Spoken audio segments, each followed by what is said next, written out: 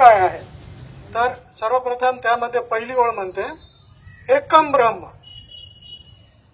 एकम ब्रह्म द्वितीय नास्ते किंचन, नैना नास्ते नास्ते किंचन। अर्थात ईश्वर फक्त एकच आहे, दुसरा नाही, नाही अजिबात नाही, थोडंही नाही। आता हा झाला ब्रह्मसूत्राचा भाग।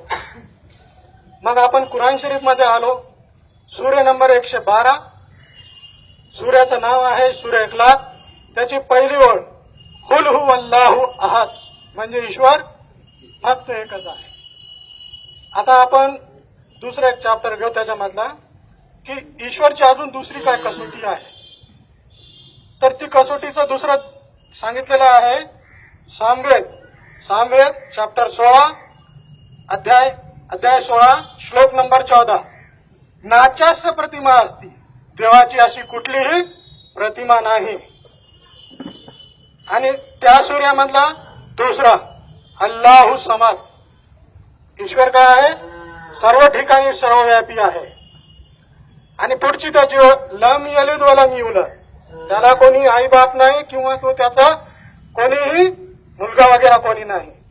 वलम यकुल लहू कुफुवन अहद, आणि त्याच्यासारखा दुसरा कोणी नाही आणि त्याच्याशी आपण कोणाशीही जोड करू शकत नाही।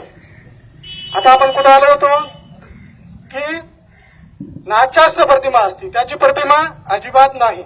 आपण काय करतो, प्रतिमा तयार करतो। आपले वेद आपण वाचले का नाही, नाच्यास्य प्रतिमा असती असं म्हणलेलं आहे। पुढचं